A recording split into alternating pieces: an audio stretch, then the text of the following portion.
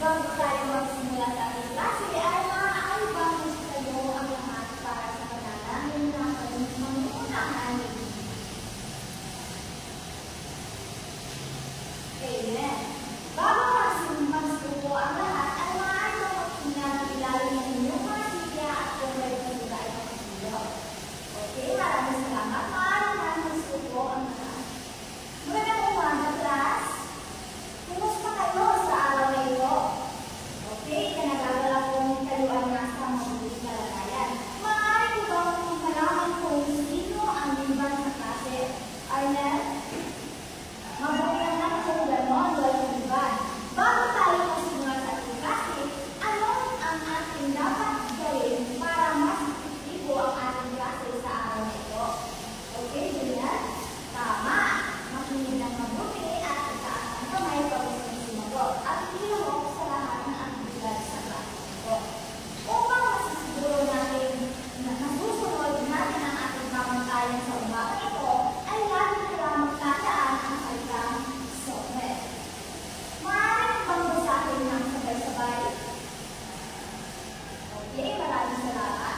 Ang pamantayan ng ating klase ngayong umaga ay sumusunod sa layunin. Laging sundin ang mga magagawa sa klase upang mapanatili ang kaayusan ng respeto.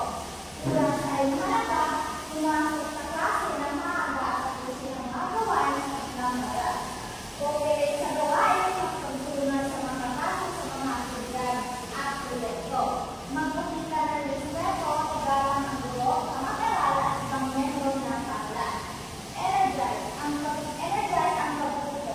Maging masigla, aktibo at bukas sa bagong kaalaman. Disiplinado sa lahat ng gawain. Ipakita ang disiplina sa pagsasalita, pagkilos at paggamit ng salita sa klase.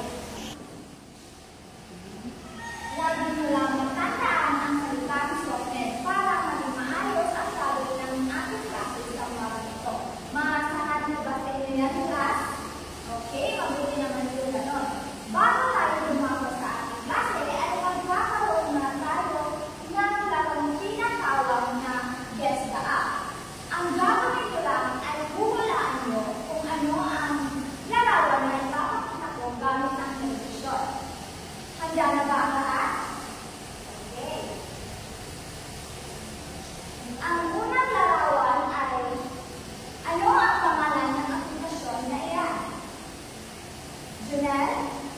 Okay, tama. Yan ay ang Google Classroom. Ang pangalawang larawan naman. Okay, Arnel? Tama. Yan ay Duolingo. At sa ikatlong larawan naman. Okay, Shaina. Ano naman ang pangalan ng aplikasyon na iyan? Okay, tama. Yan ay Kimuro. At sa pang-apat naman na larawan ay ano naman ang pangalan ng aplikasyon na iyan? Dayan. Tama, yan ay okay. Palakpakan niyo yung mga sarili. Bago tayo gumamit ng talakayan, ay alam niyo ba kung ano ang tatalakayan natin sa umaga nito? Okay, Arnel?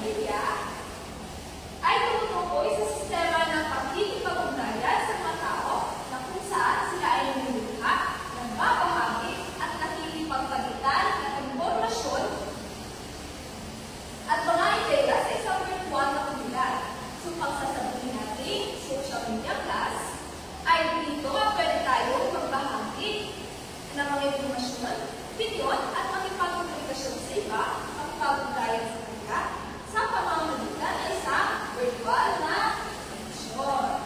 Okay. Sa ngayon ay bago tayo dadako sa mga halimbawa. Gaya na, pwede nyo magbigay ng kahit isang social media platform na ginagamit natin sa connection. Okay, Facebook, pwede rin. Yan, pwede ka ba magbigay ng kahit isang social media platform na ginagamit natin sa ating connection? Okay, Messenger, pwede rin.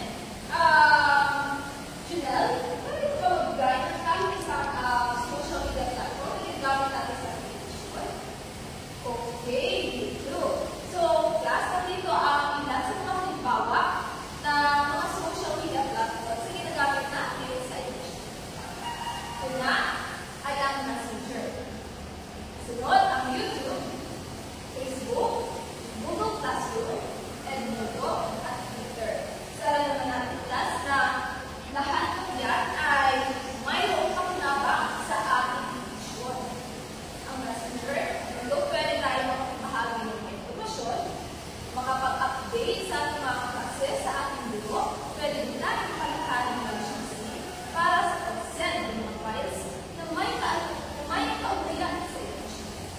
Dito naman sa YouTube, pwede tayo mag-upload ng mga educational videos, tutorials. Sa Facebook, may sila na Messenger, kaso lamang, dito sa Facebook ay mayroon din mga Facebook groups na kung saan pwede natin i-follow. Na kanilang content ay nakatulog din sa educational. Sa Google Classroom, alam naman natin na pamilyar tayo dito dahil ito ang kadalasang ginagamit natin upang dito mag-send ng mga files ng ating guro para sa ating aktibidad at dito din tayo mag-send ng ating mga outputs, assignments, o projects. Okay, kasunod. Sa mga halimbawa,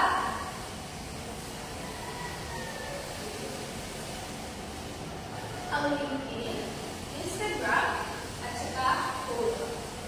Dito sa LinkedIn ay pwede tayo makapabahagi ng mga educational contents, mga blogs na may ugnayan sa education.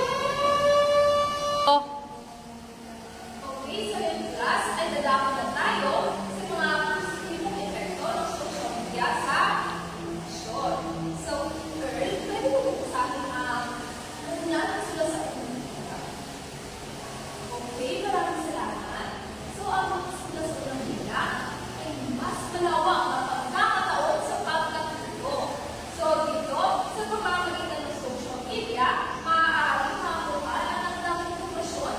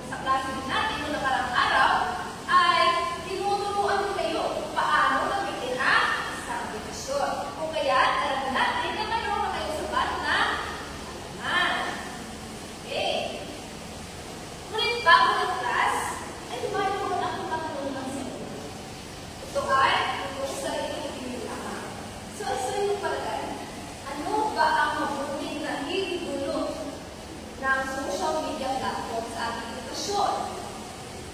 Okay, meaning, ano sa palagay mo? Ano ba ang mabuting na itutulong ng social media platform sa ating edukasyon? Okay, mga pusay. May punto ka doon. So yun ay dapat tayo sa ating susunod na talakayan. Ito ay ang mga negatibong epekto ng social media sa edukasyon. Okay, Jasper, pwede mo basahin ang pinakauna negatibong epekto ng social media sa ating edukasyon. Okay, maraming salamat. Ito ay ang instruction. Alam mo natin, class, na paggagawa ko sa minsan, paggagawa kayo ng inyong mga assignments, yung projects, ay imbis na mag-focus kayo sa inyong paggawa, ay nadi-distract kayo sa mga notifications, mag-post ko na kayo sa Facebook. Kumbaga, hindi lamang ang positibong epekto ang may nabili ng social media sa inyong class, pati na rin may mga negatibong epekto. Okay, kasunod, pwede magpasahin. Regional, maraming salamat. Ito ay ang misinformations. Sa ngayon, sa kasalukuyan class, kailangan talaga natin na hatiin kung ano ba ang katotohanan sa hindi katotohanan. Dahil marami ng fake news. Kung kaya, dahil tinuruan na tayo paano gamitin na maayos at epektibo ang social media platforms, ay sure ako na marunong na kayong mag-alay kung ano yung fake news. Okay? Kasunod, Pinsel, pwede mo basahin ang pangatlong bilang. Mahusay. Okay, ito ay ang cyberbullying at privacy issues.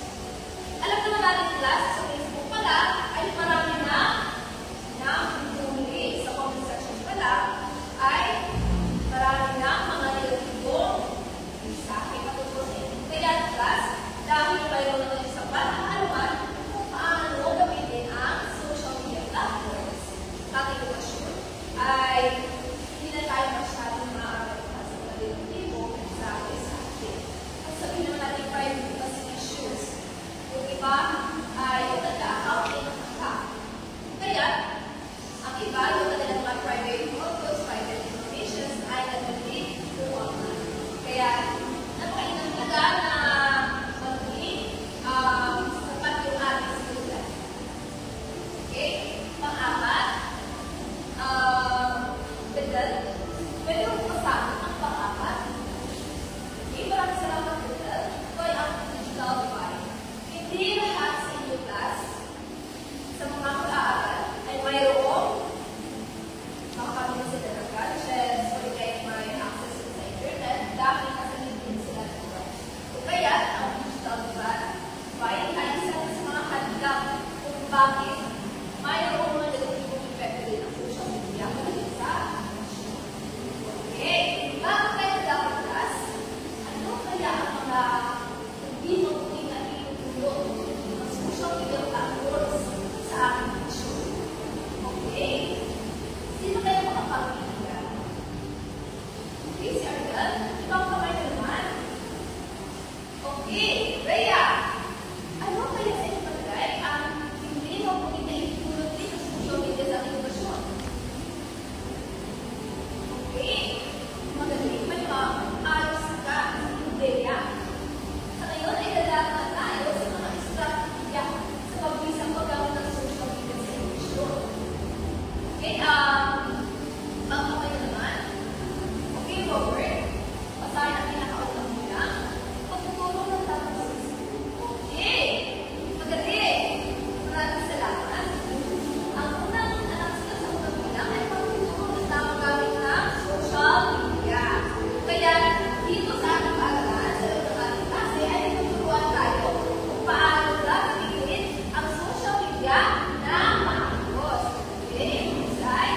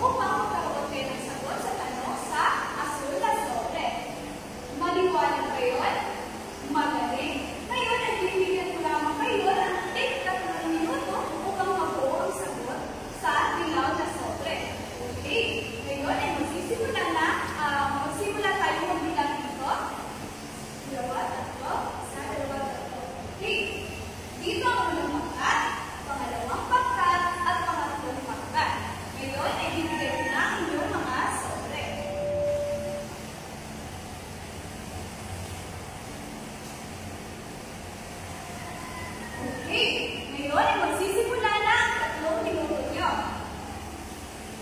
Okay, tapos na ba ang lahat?